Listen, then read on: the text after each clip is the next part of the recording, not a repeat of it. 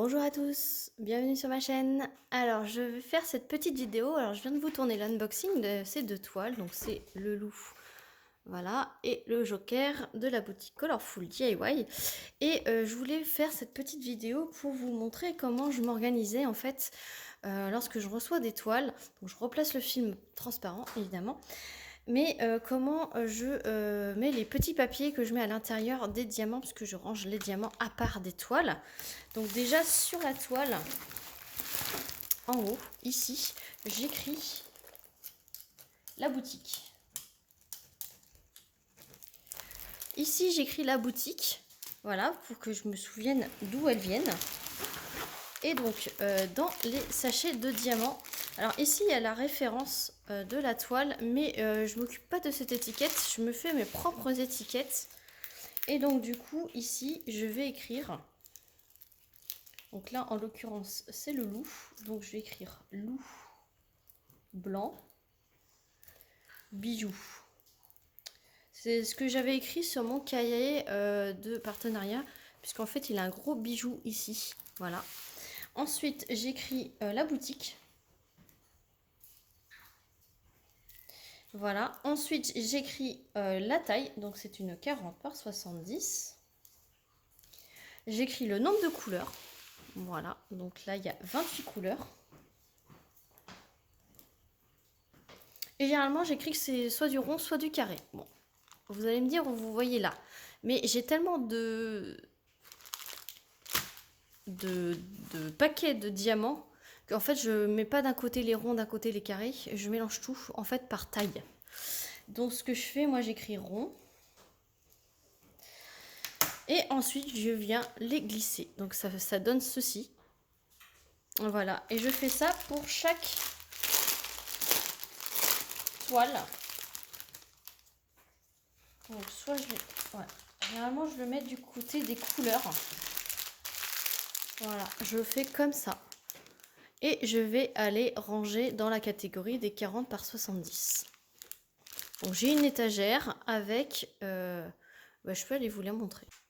Donc, dans mon garage, j'ai une armoire, enfin une bibliothèque comme ceci. Voilà. Où j'ouvre et en fait, j'ai des étagères avec mes sachets de diamants. Voilà. Donc, je vous cache pas que j'ai 138 d'épée à faire. Donc, c'est classé par taille. En bas, ce sont les plus grandes. Et en fait, plus on remonte, plus c'est des petites. Par exemple, là-bas, c'est les 30-30. Là, c'est les 30 par 40. Donc, je commence à en avoir un sacré paquet. Et là, c'est les 40 par 50. Voilà. Donc, c'est ma taille de prédilection pour les partenariats. Et là, c'est plus les 40-70, les 50 par 80, etc. Et après, c'est les 50 par 70 et les 60 par 80, etc. etc. Voilà. Donc, par exemple, je cherche, par exemple, voilà, Aurore Osurose du site GBFKE. Et du coup, là, j'avais écrit le numéro du partenariat. Et j'avais écrit 40 par 50, 20 couleurs. Et ça, c'est du diamant rond. Parce que c'est vrai que quand c'est comme ça, j'ai pas trop le temps de regarder si c'est du rond, du carré, etc. Donc voilà, par exemple, ici, je pioche Léopard vu de dessus fougère. C'est du One Day Saving de 40 par 50 et 22 couleurs. Et c'est du carré. Et vous voyez bien que c'est du carré. Voilà, voilà mon stock. Comment je range, comment je m'organise. Et je vais vous montrer où je mets mes toiles. Ici, c'est les petits objets spéciaux. Voilà, je ne suis pas très friand de ça. Mais j'en ai un petit peu quelques-uns. Je veux vous montrer où je range mes toiles maintenant. Donc toujours dans mon garage, désolé, il y a la poussière, enfin il y a du bazar au-dessus.